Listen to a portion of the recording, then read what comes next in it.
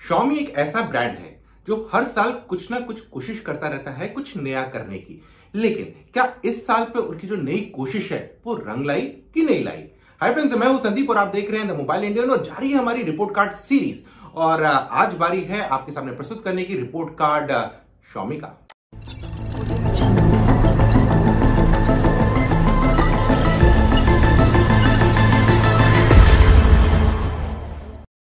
Friends, start करते हैं Xiaomi का रिपोर्ट कार्ड नंबर के खेल के साथ। लेकिन उससे पहले एक नजर डाल लेते हैं हमारे स्पॉन्सर मीडियाटेक के एक छोटे से मैसेज के ऊपर।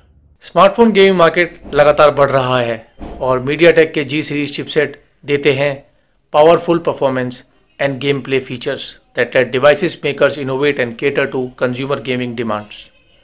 जी सीरीज चिपसेट में है MediaTek hyper engine gaming technology, जो ज़बरदस्त कॉम्बिनेशन है हार्डवेयर और सॉफ्टवेयर का, जिसकी वजह से optimised performance, superb image quality, smooth game play और साथ साथ अनइंटरप्टेड कनेक्टिविटी मिलती है गेमिंग के दीवानों के लिए।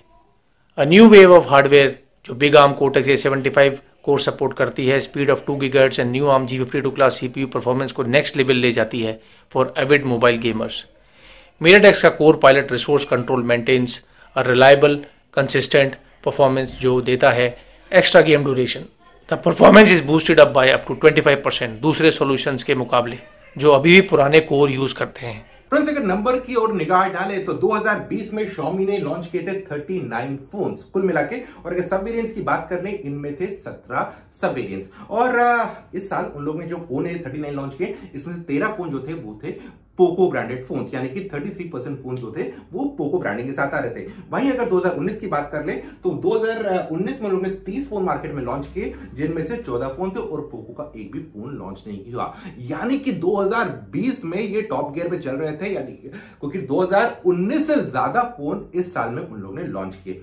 अब बात कर लेते हैं रेयर कैमरा की। अगर रेयर कैमरा में बात करें 48 मेगापिक्सल बेस्ड फोन्स कितने लॉन्च हुए, तो इस साल 11 फोन लॉन्च हुए जिसमें आपको 48 मेगापिक्सल मिल रहा था, और साथ ही साथ 11 फोन ऐसे भी लॉन्च हुए जिसमें आपको मिल रहा था 64 मेगापिक्सल का प्राइमरी सेंसर, और इसके अलावा 108 मेगापिक्सल बेस्ड उन लोगों ने 3 फोन मार्केट में लाए, यानी कि 48 और 64 में बराबर का फोकस किया था। वहीं अगर 2019 की बात कर लें तो 48 मेगापिक्सल बेस्ड उन लोगों ने 13 फोन लॉन्च किए थे, और जो 64 मेगापिक्सल था उसका बिल्कुल बजा चुके थे और उन लोगों ने 3 फोन मार्केट में लॉन्च किए थे। अब अगर फ्रंट कैमरा की बात कर लें तो फ्रंट कैमरा में 32 मेगापिक्सल बेस्ड उन लोगों ने 3 फोन इस साल पे लॉन्च किए, 20 मेगापिक्सल बेस्ड 11 फोन लॉन्च किए और 16 मेगापिक्सल बेस्ड 6 फोन लॉन्च किए। वहीं अगर 2019 की बात कर लें तो 32 मेगापिक्सल बेस्ड 4 फोन और 20 मेगापिक्सल बेस्ड 7 फोन लॉन्च किए थे। 16 मेगापिक्सल पे कोई भी फोन नहीं लॉन्च किया था जिसमें फ्रंट कैमरा हो 2019 में। डिस्प्ले की बात कर ले तो 6 इंच से लेकर 6.8 6.9 इंच तक के जितने इस साल जितने भी फोन लॉन्च किए 39 फोन, उनमें सब में आपको ये डिस्प्ले मिल रहा था, यानी कि 100% ट्रैक रिकॉर्ड। वहीं अगर पिछले साल की बात करें 2019 की, तब उन लोगों ने 6.1 से लेकर 6.8 inch display size based 26 phone launch किए थे और 4 फोन लॉन्च किए थे जिसमें आपको 5 से 5.5 इंच का स्क्रीन साइज मिल रहा था। तो अच्छी बात है, उस साल थोड़ा सा फोकस था छोटे स्क्रीन से भी। अब रुक करते हैं रैम की ओर। रैम में अगर बात करें 4 GB रैम, तो 4 GB रैम बेस उन लोगों ने इस साल 14 फोन लॉन्च किए, 6 GB बेस 13 लॉन्च किए और 8 GB बेस उन लोगों ने 7 फोन लॉन्च किए। वहीं अगर हम 2019 की बात कर लें, 2020 में 4 GB बेस 7, 6 GB बेस 9 और 8 GB बेस 2 फोन लॉन्च किए थे। बैटरी की अगर बात कर लें तो जो 2019 में उन्होंने 30 के 30 फोन लॉन्च किए थे, उसमें 4000 से लेके 5000 मिली एम्पियर के बीच की बैटरी मिलती है, यानी कि 100% ट्रैक रिकॉर्ड। लेकिन इस साल पे उन लोग ने 23 फोन ऐसे लॉन्च किए जिसमें आपको 4 से 5000 की मिली एम्पियर की बैटरी मिल रही थी, और 16 फोन ऐसे लॉन्च किए जिसमें आपको 5000 या उससे अधिक बैटरी मिल रही थी, यानी कि इंटरेस्टिंग डेवलपमेंट, क्योंकि ये एक सेगमेंट है जहां पर इनके पास ही फास्ट चार्जिंग और बाकी जो प्लेयर्स है चाइनीज प्लेयर्स उनके पास ही फास्ट चार्जिंग सोल्यूशन है, लेकिन उन लोग ने ज्यादातर 5000 के अंदर ही बैटरी दी थी और फास्ट चार्जिंग दिया था। इन लोगों ने फास्ट चार्जिंग भी दिया है और साथ ही साथ आपको 5000 मिली एम्पियर से ज्यादा की बैटरी भी दे रहे थे। अब रुक करते हैं प्राइस में क्या हुआ है। अगर अंडर 10,000 की बात कर रहे हैं तो अंडर 10,000 उन लोगों ने 12 फोन इस साल पे लॉन्च किए हैं, 10 से 15 के बीच में 10 फोन लॉन्च किए हैं, 15 से 20 के बीच में 11 फोन लॉन्च किए हैं, 20 से 30 के बीच में उन लोगों ने एक फोन लॉन्च किया है, और 30K यानी 30,000 एंड अबव 5 फोन उन लोगों ने लॉन्च किया, यानी कि पूरा एकदम बिखरा हुआ उनका है कि हर एक सेगमेंट में कुछ ना कुछ फोन्स लॉन्च किए हुए हैं। वहीं अगर 2019 की बात कर ले तो अंडर 10 के उन लोग ने 13 फोन लॉन्च किए थे, 10 से 15 के बीच में 8 फोन, 15 से 20 के बीच में 5 फोन, और 20 से 30 के बीच में 4 फोन, और उससे ज्यादा कोई फोन लॉन्च नहीं किया था। सो फ्रेंड्स, Xiaomi का नंबर का खेल तो आपने देख लिया है। अब बात कर लेते हैं Xiaomi के हिट्स एंड मिसेस क्या रहे 2020 के, और इसे मेरा साथ देंगे दीपक दींगरा और निमिष दुबे। अगर हम 2020 का सफर देखें Xiaomi का, तो ऐसा लग रहा था पूरा का पूरा साल का जो आगाज हुआ था, जो 9 सीरीज के साथ, एंड भी उसी से किया। लेकिन इस पूरे सफर में नहले के ऊपर धैला भी आया और अट्ठा भी आया था बीच में। तो निमिष, आप कैसे देखते हैं जो पूरे साल भर में ज्यादातर सीरीज 9 के वेरिएंट्स आते रहे, ये आप एक पॉजिटिव मूव देखेंगे या एक कंफ्यूजिंग मूव देखेंगे? संदीप, देखने के दोनों तरीके हैं।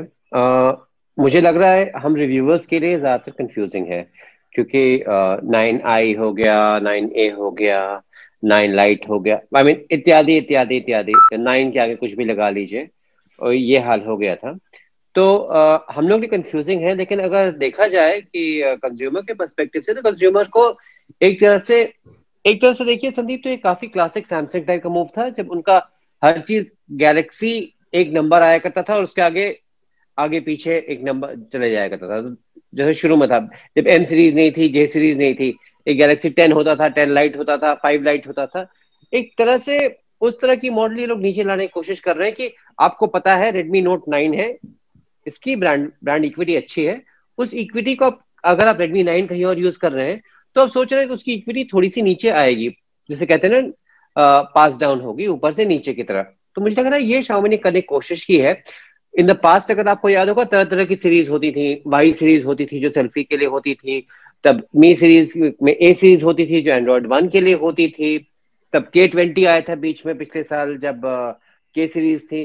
तो इस बार शायद उन्होंने क्रिस्टलाइज कर दिया है कि रेडमी शायद साल में एक ही नंबर निकालेगा और उस नंबर के आगे नोट लग जाएगा, कभी मैक्स लग जाएगा, कभी प्रो लग जाएगा, इत्यादि इत्यादि लगते रहेंगे।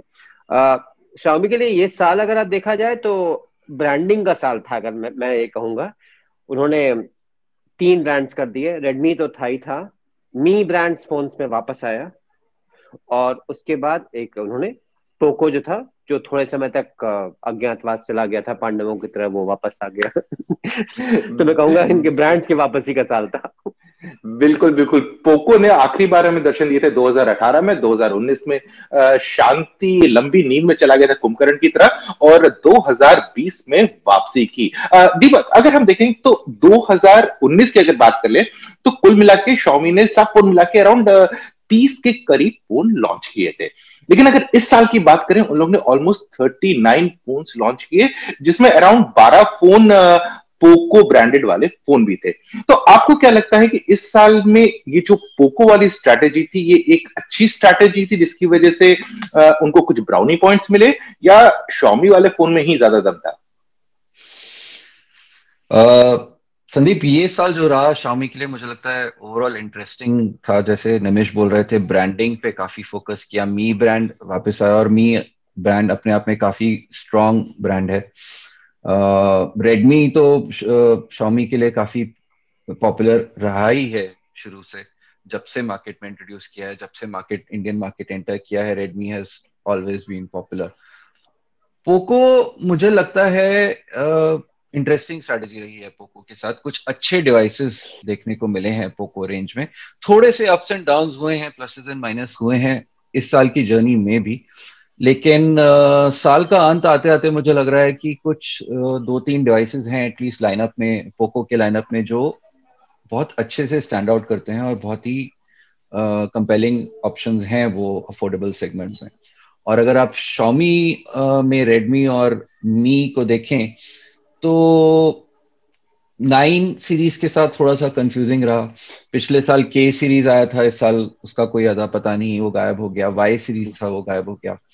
बट रेडमी 9 के साथ थोड़ा सा कंफ्यूजिंग रहा because just too many models उसमें भी एक दो मॉडल्स हैं मुझे लगता है जो लाइनअप में स्टैंड आउट करते हैं, वैल्यू फॉर मनी डिवाइसेस, जो अपनी कोर उनकी स्ट्रैटेजी है Xiaomi की उसको बरकरार रखते हुए, और फ्लैगशिप स्पेस में दोबारा एंट्री मारी। लेट्स सी कैसा जाता है वो कदम, लेकिन ओवरऑल इंटरेस्टिंग मिक्स मुझे लगता है। थोड़ा बहुत कंफ्यूजिंग है रेडमी के साथ, आई विल एडमिट दैट, और पोको थोड़ा सा शायद डगमगा के अब शायद मे बी कमिंग ईयर में थोड़े बेटर स्ट्रेटजी के साथ नजर आए। बिल्कुल बिल्कुल, शायद जो डगमगाते कदम है अगले साल थोड़ा थाम ले पोको अपने, पर वो तो आने वाला वक्त ही बताएगा। निमिष, यहाँ पर कुछ देखें तो कभी कभी ऐसा लग रहा था जो रेडमी वाले फोन हैं लॉन्च हो रहे हैं और जब वो थोड़े शांत पड़ने लगते हैं पोको का फोन आ रहता था, क्योंकि ऑलमोस्ट ज्यादा डिफरेंशिएट करने को कुछ नहीं मिल रहा था। तो आप ये जो जुगलबंदी वाली स्ट्रैटेजी अपनाई थी Xiaomi ने इस बार पोको और रेडमी के फोन के साथ, कोई प्राइस ऑलमोस्ट उसी रेंज में खेल रहे थे, बजट यानी कि 9,000 से 12,000 के बीच में जो पॉपुलर फोन हुए थे उनके इस साल में, आप इसको प्लस पॉइंट लेंगे या फिर आप इसको माइनस पॉइंट में लेंगे? संदीप, Xiaomi मुझे लग रहा है एक बहुत ही पुरानी क्या मैं कहूँगा, टेक्नोलॉजी में 6-7 साल बहुत पुराने हो जाते हैं जी। जो रूल बुक होता है उसके अकॉर्डिंग प्ले कर रहा है। अगर आपको याद होगा नोकिया के भी टाइम में लगभग उसी स्पेक्स की डिवाइसेस आपको एम सीरीज से मिलते थे, आपको ई सीरीज से मिलते थे। तब सैमसंग के बीच में हुआ कि आपका एम सीरीज था, 2 साल पहले तक एम सीरीज था और ए सीरीज था, जहां डिवाइसेस आपको लगभग लगती थी कि चलिए एक ही जैसी डिवाइसेस हैं, लेकिन थोड़ा सा दाम में इधर उधर होता था, किसी में एक चीज ज्यादा होती थी, एक चीज कम होती थी। मुझे लगता है Xiaomi उसी तरह से पोको और रेडमी को प्ले कर रहा है। अगर हम मार्केट शेयर के अनुसार देखें तो परफॉर्मेंस में कोई खास प्रॉब्लम तो हुई नहीं है उनको, लेकिन थोड़ा सा मैं क्या कहूँ, बाजार खुश लग रहा है लेकिन थोड़ा सा कंफ्यूजिंग हो जाता है, क्योंकि लगता है कि जनाब आप इनोवेट कर सकते हैं, आप अलग ब्रांड है, ठीक है, पोको में हल्का सा डिजाइन अलग हो गया, ठीक है, लेकिन आप जब कुछ और उसमें कुछ और डाल सकते हैं। आमतौर पर अगर आप देखिएगा तो पोको में फर्क ये होता है कि ठीक है शायद चार्जर तेज हो जाएगा, पोको का यूआई जो होता है जो Xiaomi से थोड़ा अलग है, ज्यादा प्लेन है, वो हो जाता है, और दाम हल्का सा आमतौर से पोको का Xiaomi से रेडमी से थोड़ा कम रहा है। लेकिन थोड़ा ज्यादा इनोवेशन हम शायद एक्सपेक्ट कर सकते हैं, क्योंकि जनाब आप एक बड़ी कंपनी है, आप सॉफ्टवेयर भी बनाते हैं, आप हार्डवेयर भी बनाते हैं, तो थोड़ा इनोवेशन एक्सपेक्ट करना शायद गलत ना होगा। वैसे कौन जाने, अंदर के सूत्र बोलते हैं कि पोको सच में एक अलग ब्रांड हो जाएगा, तो अगर वो अपना पोर्टफोलियो बनाना चाहते हैं तब तो अच्छा मूव है जनाब। बिल्कुल बिल्कुल, मैं आपकी बात से निमित सहमत हूं, क्योंकि जी हाँ, क्योंकि आप ये कह रहे हैं कि आने वाले वक्त में वो इंडिपेंडेंट ब्रांड हो सकता है, इंडिपेंडेंट कंपनी भी हो सकता है, वो तो आने वाला वक्त ही बताएगा। लेकिन जो आपने बात छेड़ी थी कि हमने ये स्ट्रैटेजी सैमसंग में भी देखी थी और नोकिया में भी देखी थी, लेकिन जो चीज डिफरेंट थी वो ये थी कि ब्रांडिंग एक ही थी, नोकिया सिर्फ अंदर सीरीज अलग कर दी थी, सैमसंग आगे सीरीज अलग कर दी थी। लेकिन अगर हम पोको और Xiaomi की बात करें, यहां तो पूरी की पूरी ब्रांडिंग ही डिफरेंट हो रही थी। एक तरफ रेडमी ब्रांडिंग आ रही थी, एक तरफ आपके पास पोको की ब्रांडिंग आ रही थी। तो संदीप उसमें एक बात है कि अगर आप देखिए तो अगर आपको याद होगा एन सीरीज और ई सीरीज जी पोजीशनिंग बहुत अलग थी, एक एंटरप्राइज पे एकदम चली जाती थी, या अगर आप अभी लैपटॉप्स में देखें तो लेनोवो में देखता है आपको वही कॉन्फ़िगरेशन आपको आइडिया पैड में मिलेगा और वही कॉन्फ़िगरेशन आपको थिंकपैड में मिलेगा, सिमिलर लार्जली। आइडिया पैड में शायद आपको स्पीकर बेहतर मिल जाए, ज्यादा पोर्ट्स मिल जाए, जबकि थिंकपैड आपको पता ही है जनाब उसमें आपको लाल वाली बिंदु मिल जाएगी और धाकड़ वाले कीबोर्ड मिल जाएंगे। तो मुझे क्योंकि अभी तक हम ही लोगों को देखिए Xiaomi कह सकता है पोको ब्रांड अलग है, लेकिन हम लोग भी पोको को Xiaomi के नीचे के अंतर्गत डिस्कस कर रहे हैं जी।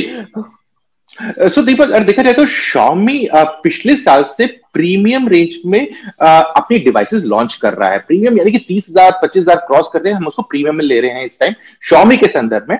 तो पिछले साल भी किया था और इस साल भी किया, और इस साल थोड़ा और ऊपर तक गया है। क्या आपको लगता है जो उनके प्रीमियम डिवाइसेस हैं इस टाइम पे मार्केट में एस्टैब्लिश फ्लैगशिप स्मार्टफोन्स हैं, जो चाहे वो सैमसंग के हों, चाहे वो वन प्लस के हों, या फिर बाकी प्लेयर्स के हो, उनको टक्कर देने के लिए तैयार है, या फिर काम हो रहा है, थोड़ा और करने की जरूरत है? संदीप, अगर इस साल की बात करें तो थोड़ी ज्यादा फोकस स्ट्रैटेजी लग रही है Xiaomi की प्रीमियम या फ्लैगशिप सेगमेंट में जाने की, और मी 10T जैसे डिवाइस को लें जो 50,000 के प्राइस रेंज में काफी प्रीमियम डिवाइस है। फिर अभी हाल ही में मी 10T और मी 10T प्रो Xiaomi ने लॉन्च किए जो अफोर्डेबल फ्लैगशिप कैटेगरी। आप दूसरे ब्रांड्स के कंपैरिजन की बात कर रहे हैं तो मुझे लगता है कि हाँ ये डिवाइसेस खरे उतरते हैं। वन प्लस उस सेगमेंट में एक बड़ा माना हुआ खिलाड़ी है और डिफरेंशिएट आई थिंक अच्छे तरीके से कर पाए हैं। अगर आप मी 10T प्रो को ले लें या मी 10 को लें, 108 megapixel camera, high screen refresh rate, अभी उन्होंने वो उनका एक्टिव सिंक जो फीचर है 144 हर्ट्ज तक रिफ्रेश रेट जाता है मी 10T प्रो में, साथ में 108 मेगापिक्सल कैमरा हो गया, फास्ट चार्जिंग हो गई। तो ओवरऑल डिफरेंशिएटिंग फैक्टर्स हैं। अगर आप स्पेक्स और वैल्यू देखें, थोड़ा सा ब्रांडिंग में मुझे लगता है थोड़ी और काम की जरूरत है ब्रांड बनाने की, स्पेशली उस कैटेगरी में जहाँ पे लोग ब्रांड कॉन्शियस हो जाते हैं। एक प्राइस सेगमेंट के ऊपर लोग फीचर्स और स्पेक्स तो देखते ही हैं लेकिन वो ब्रांड कॉन्शियस भी ज्यादा होते हैं, तो वहां पे थोड़ा सा ब्रांडिंग और बनाने की और नाम बनाने की जरूरत है। लेकिन अगर आपका सवाल यही है कि वो खरे उतरते हैं कि नहीं, तो मुझे लगता है कि हाँ कि वो खरे उतरते हैं। थोड़ा सा और बिल्कुल काम की जरूरत है बस। बिल्कुल बिल्कुल। सो निमिष, अगर देखें तो इस साल प्रोडक्ट्स तो काफी लॉन्च किए Xiaomi ने, ऐसा नहीं है कि प्रोडक्ट्स नहीं आए मार्केट में, लेकिन क्या आपको लगता है जो उनका कम्युनिकेशन स्टाइल था, जो लोगों से कम्युनिकेट कर रहे थे, थोड़ा सा ओवरडू कर रहे थे, इसकी वजह से कुछ हमें निराशा दिख रही थी खासकर सोशल मीडिया पे? अब ये सोशल मीडिया जरूरी नहीं है कि वो लोग सब फोन खरीदते हो, वो खाली वो लोग भी हो सकते हैं जो खाली ट्वीट करते रहते हैं और फेसबुक पे कमेंट अपडेट करते रहते हैं, लेकिन फिर भी एक बस मेरे बारे में बात कर रहे हो तुम? बिल्कुल नहीं, आपके बारे में बिल्कुल नहीं बात कर रहा हूं, क्योंकि आप एक बार ट्वीट करके तो भूल जाते हैं, फिर शाम को पता लगता है अच्छा मैंने क्या किया था, फिर आपसे पूछना पड़ता है उसका मतलब क्या था, क्यों लिखा था। तो लेकिन बहरहाल वापस आते हैं अपने टॉपिक पे। तो ऐसा लग रहा था कि जो कम्युनिकेशन लोग कर रहे थे, खासकर जब इंडिया और चाइना का कंफ्लिक्ट स्टार्ट हुआ था, वो थोड़ा ओवरडू कर दिया जब वो शांत रहना चाहिए था उन्हें। संदीप, कम्युनिकेशन जैसे आप दीदी दोनों साथ में रहे हैं Xiaomi की शुरुआत से ही, कम्युनिकेशन Xiaomi की ओवर कम्युनिकेशन जो है, जिसे हम ओवर कम्युनिकेशन कह रहे हैं, वो Xiaomi की स्टाइल हमेशा रही है। ये एक ऐसी कंपनी है, ऐसा ब्रांड है जिसके सीईओ ट्विटर पे है, जिसके एमडी ट्विटर पे है, सब लोग, उनकी कॉम्स टीम ट्विटर पे है। आप कुछ भी कहिए, उस पर वार्तालाप हमेशा बना रहता है और ये स्टाइल उनके लिए काम करता है। तो अब उस पर टिप्पणी करना शायद उचित है, उचित नहीं है, कभी कभी लगता है हाँ बहुत ज्यादा हो रहा है, लेकिन जब तक जनाब सेल्स चल रहे हैं, जब तक आपके कंज्यूमर के साथ टच है, वो हमें क्या प्रॉब्लम है, आपत्ति उनको क्या है, बॉटम लाइन ठीक काम कर रही है। इस बार वैसे एक बहुत रोचक बात जो दीपक ने भी हाईलाइट की है कि इनकी जो सेल्स स्ट्रेटेजी, जो कम्युनिकेशन स्ट्रेटेजी है, वो थोड़ा सा त्रिगुणित हो गई है एक तरह से कहा जाए तो। मी के लिए एक स्ट्रेटेजी है, रेडमी के लिए एक स्ट्रेटेजी है और पोको के लिए एक स्ट्रेटेजी है, और ये तीनों एक दूसरे से मेल नहीं खा रहे थे। अभी भी देखिए तो रेडमी की स्ट्रेटेजी जो थी वो वही जैसे पहले वाली जो थी कि हाँ ब्रांड आएगा तो उसके बारे में मनोज जैन साहब शायद कुछ बोलेंगे, उनकी टीम कुछ बोलेगी, उसके बारे में लगातार बात होती रहेगी। मी के बारे में अजीब बात है क्योंकि जैसे दीपक ने कहा, फोन्स में कोई कमी नहीं है, फोन्स काफी अच्छे एस्पेक्ट है। मी के बारे में थोड़ा सा फॉर्मल सी हो जा रही थी कम्युनिकेशन, थोड़ी देर तक बात हो रही थी, उसके बाद अगर आप देखिए तो मी 10 के लॉन्च के बाद मी 10T के बीच में बड़ा सा गैप था, उसमें बीच में एकदम साइलेंट हो गया था मी 10 के बारे में बात होना, जो कि बहुत अजीब है। रेडमी के बारे में ये नहीं होता, रेडमी हमेशा बात होती रहती है, तो थोड़ी सी साइलेंस हो गई थी वहां। पोको जैसे आपने कहा था डगमगाया हुआ था, कभी बहुत बात हो रही थी, कभी बात ही नहीं हो रही थी, कभी किसी और चीज की बात हो रही थी, अब तो खैर काफी ज्यादा बात हो रही है। ओवर कम्युनिकेशन चाइना के स्टैंड ऑफ के दौरान, ये मैं एक्चुअली कहूंगा कि Xiaomi की स्ट्रेटेजी उस समय उतनी खराब नहीं थी। हाँ, उन्होंने बीच में ये जताने की कोशिश की थी कि हम भारतीय कंपनी है, जो कई लोगों को रास नहीं आई, क्योंकि लोगों ने कहा जनाब अरे आप चाइना में रजिस्टर्ड हैं, आप कैसे कर सकते हैं भारतीय कंपनी है। लेकिन उन्होंने स्ट्रेस करने की कोशिश की कि हम भारत को इकोनॉमी कंट्रीब्यूट करते हैं, और कोई बहुत ज्यादा भड़कीला स्टेटमेंट नहीं दिया। इस बात को मुझे लग रहा है ठीक ही था। जहां तक ओवर कम्युनिकेशन की बात है संदीप, ये लोग उतना एडवर्टाइज नहीं करते जितना बाकी ब्रांड्स करते हैं, तो शायद सोशल मीडिया पे इनका जोर ज्यादा रहता है। हाँ, कभी कभी लगता है कि हाँ ज्यादा हो रहा है, लेकिन जब तक कंज्यूमर्स को आपत्ति नहीं है जनाब, हम और आप कौन होते हैं। बिल्कुल बिल्कुल बिल्कुल। और निमिष रोधी भाई, अगर एक चीज देखा जाए तो खिचड़ी बनाने में भी बहुत सारी चीजें यूज कर सकते हैं और बिरयानी बनाने में भी बहुत सारी चीजें यूज कर सकते हैं। तो जैसा निमिष आपने उल्लेख किया है कि तीन ब्रांड्स उनके, मी, रेडमी और पोको। भाई साहब, पोको तो जी। जो अभी जो चल रहा है वो आपने जो इशारा कर रहे थे, ऐसा लग रहा था खिचड़ी बनते जा रही है। थोड़ी दीपक, आपको क्या लगता है कि ये जो खिचड़ी बन रही थी और बिरयानी ना बना पाए उसकी, ये उनकी दुखती रग होगी इस साल की? ये कहना मुश्किल होगा मुझे लगता है संदीप। ब्रांड की स्ट्रैटेजी क्या है, आई थिंक वो बेहतर जानते हैं।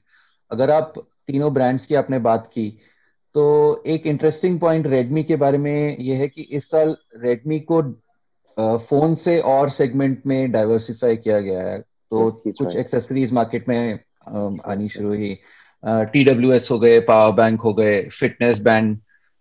तो धीरे धीरे रेडमी को एक फोन से हटके थोड़ा सा और बड़ा इकोसिस्टम टाइप का ब्रांड शायद बनाने की कोशिश की जा रही है। और मी साइड पे भी डेवलपमेंट्स हैं, ज्यादा premium phones.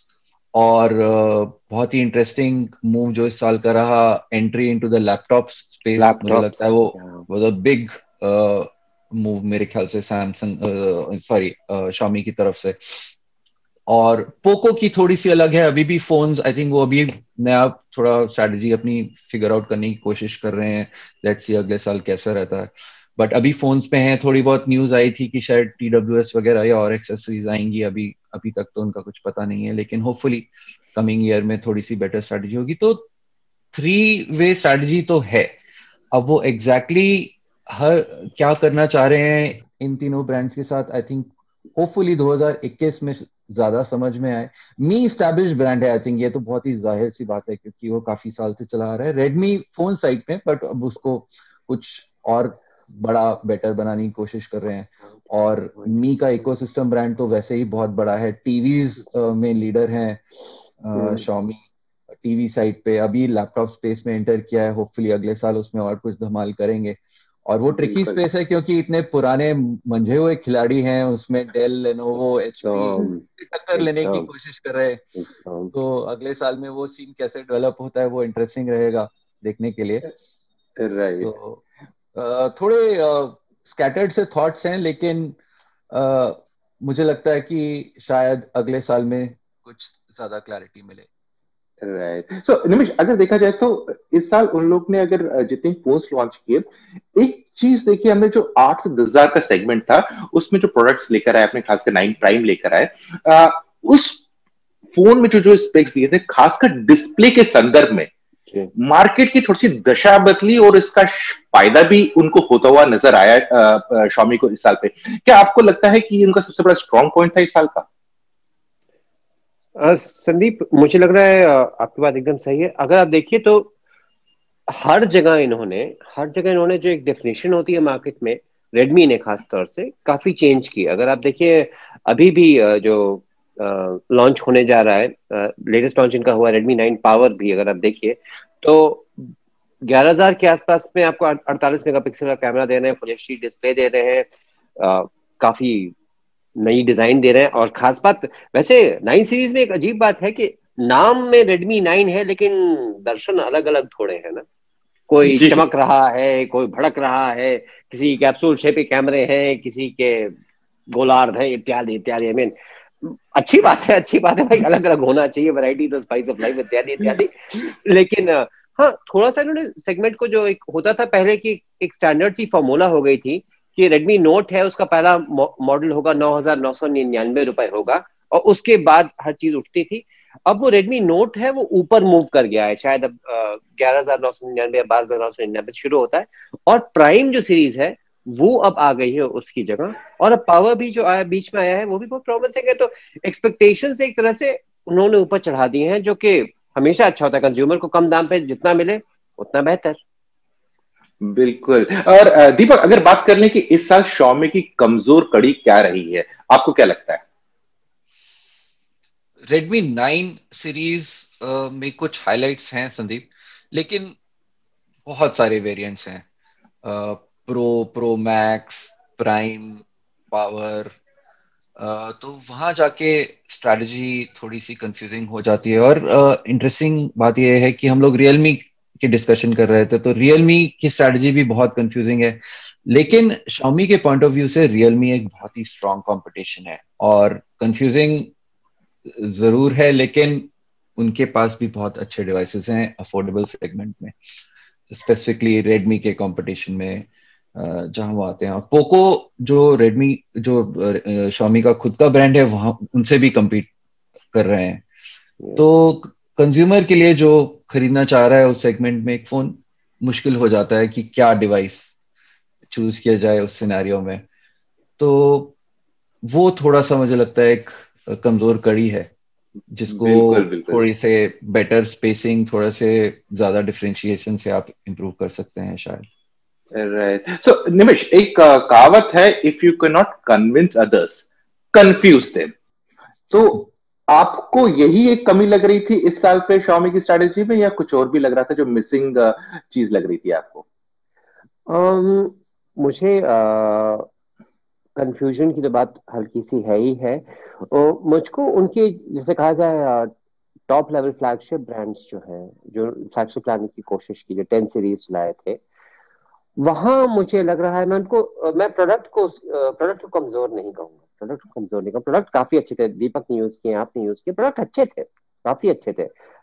One plus, Samsung इत्यादि तक को टक्कर देने की हैसियत रखते थे वो।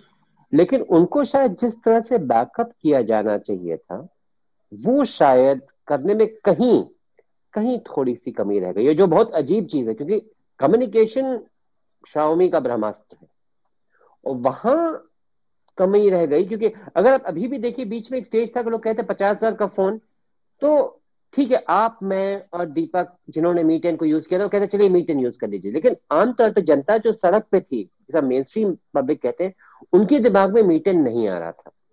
यहाँ ये बात अजीब लगी, क्योंकि जैसे दीपक ने कहा, Xiaomi तो एस्टैब्लिश ब्रांड है, मी एस्टैब्लिश ब्रांड है। ऐसी बात नहीं कह सकते कि हाँ ये फ्लैगशिप पर नहीं आ सकता, कोई इतना खर्च नहीं करेगा। अरे छोड़िए जनाब, 70,000 की टीवी लोग खरीद रहे हैं, 50,000 का फोन खरीदने को तैयार हो सकते हैं।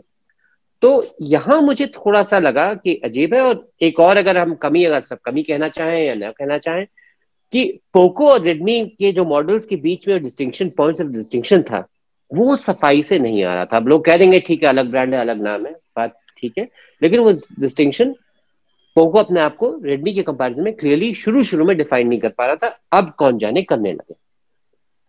बिल्कुल बिल्कुल। सो फ्रेंड्स, अब रुक करते हैं अगले सेक्शन की ओर, जहां बात करने वाले हैं जो Xiaomi की साल की बेस्ट डिवाइसेस कौन सी थी। लेकिन उससे पहले एक छोटा सा मैसेज देख लेते हैं इंडस ओएस की तरफ से, जो हमारे स्पॉन्सर हैं इस रिपोर्ट कार्ड सीरीज के। भारत का अपना ऐप स्टोर इंडस ऐप बाजार ऐप डेवलपर्स को दिलाता है एक बराबरी का मौका, दुनिया भर के प्रसिद्ध ऐप डेवलपर्स के बीच अपनी एक पहचान बनाने का। अपने ऐप को कीजिए हमारे पोर्टल में पब्लिश बिना किसी शुल्क के, और पहुंचाइए उसे 10 करोड़ से भी ज्यादा भारतीय उपभोक्ताओं तक उनकी अपनी भाषा में। मशीन लर्निंग के उपयोग से हम आपके ऐप्स को पहुंचाएंगे सबसे उचित उपभोक्ता तक, एवं हमारे डीप डेटा इंसाइट्स आपको दिखाएंगे अपनी ऐप्स का परफॉर्मेंस रियल टाइम में। तो आइए जुड़िए इंडस ऐप बाजार से और बनिए हिस्सा भारत के उज्जवल आत्मनिर्भर भविष्य का। तो दीपक, हमेशा बात कर लेते हैं इस साल की Xiaomi की बेस्ट डिवाइसेस कौन सी रही।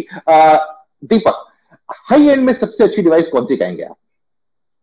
मी 10T Pro मुझे लगता है बहुत ही अच्छा वैल्यू फॉर मनी डिवाइस है, completely packed with specs and features, good looking phone और अट्रैक्टिव प्राइसिंग।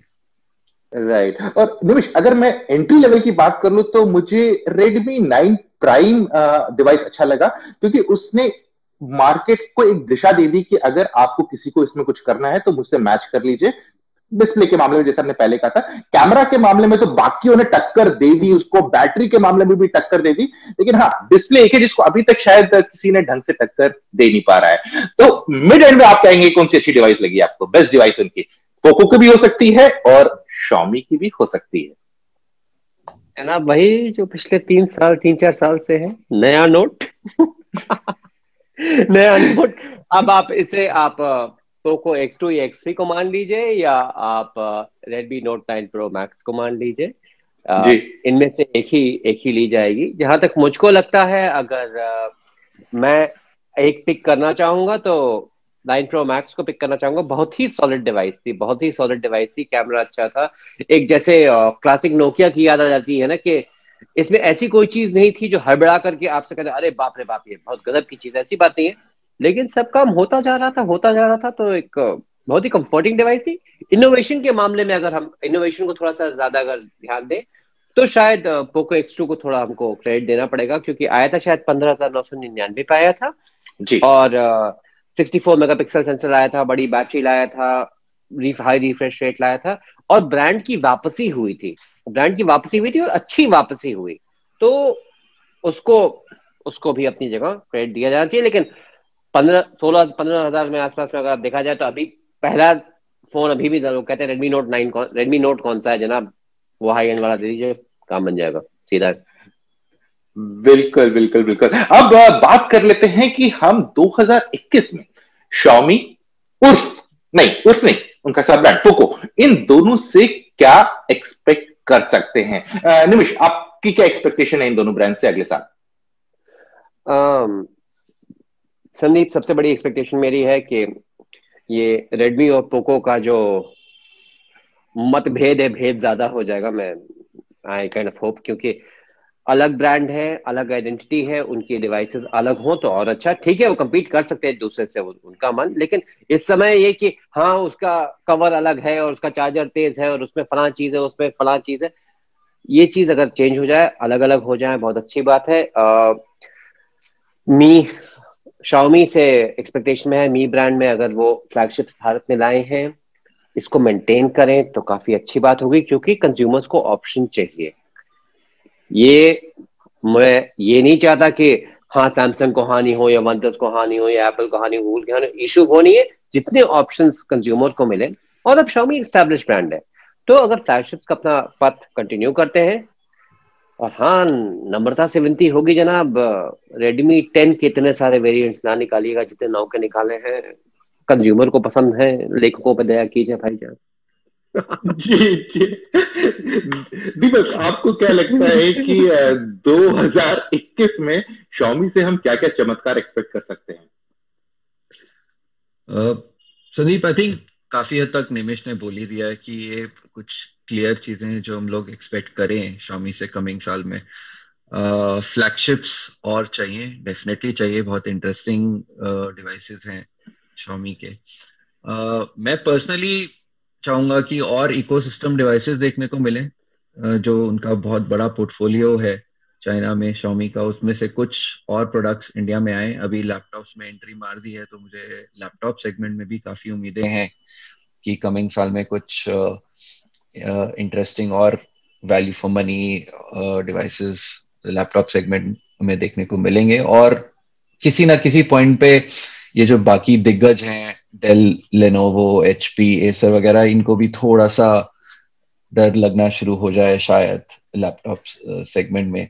जैसा उन्होंने डिसरप्शन फोन साइड पे दिखाया, वैसा होपफुली देखने को मिले। और बहुत सारी एक्सेसरीज, इतने बढ़िया smart home devices, IoT devices Xiaomi के रेंज में हैं, तो वो और इंडिया में लॉन्च करने चाहिए मुझे लगता है, और धीरे धीरे करके कर ही रहे हैं। होपफुली 2021 में और मिलेंगे। फोन साइड में ये बहुत ही एक इम्पोर्टेंट चीज जो निमिष ने हाईलाइट की, वो ये कि पोको और रेडमी को अपनी डिस्टिंक्ट आइडेंटिटी अगर वो दे सकें कमिंग साल में, तो वो बहुत अच्छा होगा। बिल्कुल बिल्कुल बिल्कुल।